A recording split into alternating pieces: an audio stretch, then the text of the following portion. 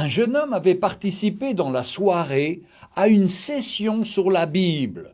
L'enseignement portait sur l'importance d'écouter Dieu et d'obéir à la voix du Seigneur. Le jeune ne pouvait pas s'empêcher de se demander « Dieu nous parle-t-il encore ?» Il sortit alors avec quelques amis pour aller prendre un café et ils discutèrent du message. Plusieurs d'entre eux parlèrent des différentes façons que Dieu avait choisies pour les guider.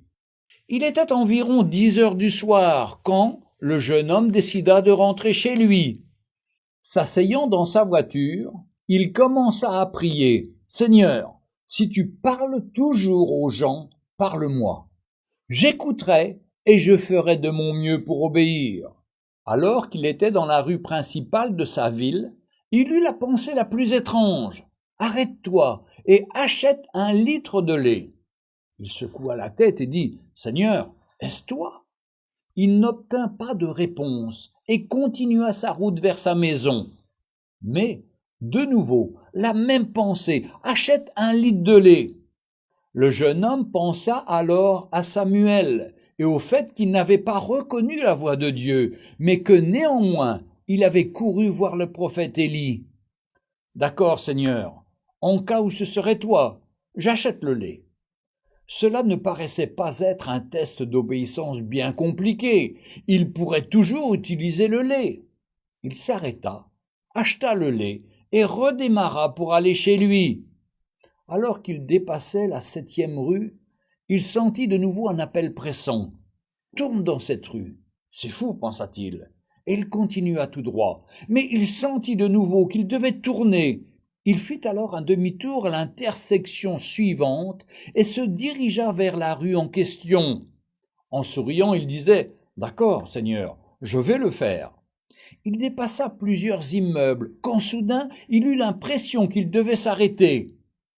Il se gara le long du trottoir et regarda autour de lui. Il était dans une zone commerciale de la ville. Ce n'était pas la plus sûre, mais ce n'était pas non plus le pire des voisinages. Les magasins étaient fermés et la plupart des maisons étaient sans lumière, comme si les gens étaient déjà au lit. De nouveau, il ressentit quelque chose. « Va donner le lait aux personnes dans la maison de l'autre côté de la rue. » Le jeune homme regarda la maison. Elle était sombre et il semblait que les gens étaient absents ou bien qu'ils dormaient déjà. Il commença à ouvrir sa portière, puis se rassit au fond de son siège de voiture. « Seigneur, c'est du délire. Les gens dorment, et si je les réveille, ils vont être furieux contre moi, et j'aurai l'air stupide. » Mais il sentit de nouveau qu'il devait aller donner le lait. Il ouvrit finalement la portière. « D'accord, Seigneur, si c'est toi, je vais leur donner le lait. Si tu veux que j'aie l'air d'un fou. D'accord, je veux être obéissant. J'imagine que cela comptera pour quelque chose, mais s'ils ne répondent pas tout de suite, je me sauve. » Il traversa la rue et sonna à la porte. Il pouvait entendre du bruit à l'intérieur. La voix d'un homme cria « Qui est-ce ? Qu'est-ce que vous voulez ?» Alors la porte s'ouvrit avant que le jeune homme ait pu s'en aller. L'homme se tenait là, debout en jean et t-shirt. Il avait l'air d'être tout juste sorti du lit. Il avait un regard étrange et ne semblait pas très heureux de voir un étranger se tenir sur le seuil de sa porte. « Que voulez-vous » Le jeune homme brandit le litre de lait. « Voici, je vous ai apporté ceci. » L'homme prit le lait et se précipita au fond du couloir, parlant très fort en espagnol.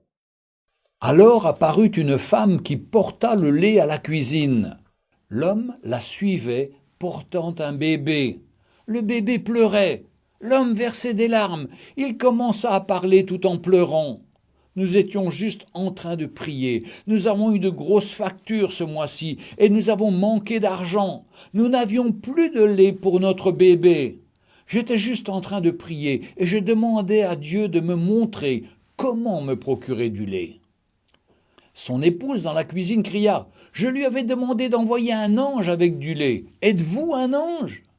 Le jeune homme prit alors son porte-monnaie et retira tout l'argent qu'il avait sur lui et le mit dans la main de l'homme. Il fit demi-tour et marcha vers sa voiture très ému. Il venait d'avoir la preuve que Dieu exauçait encore les prières.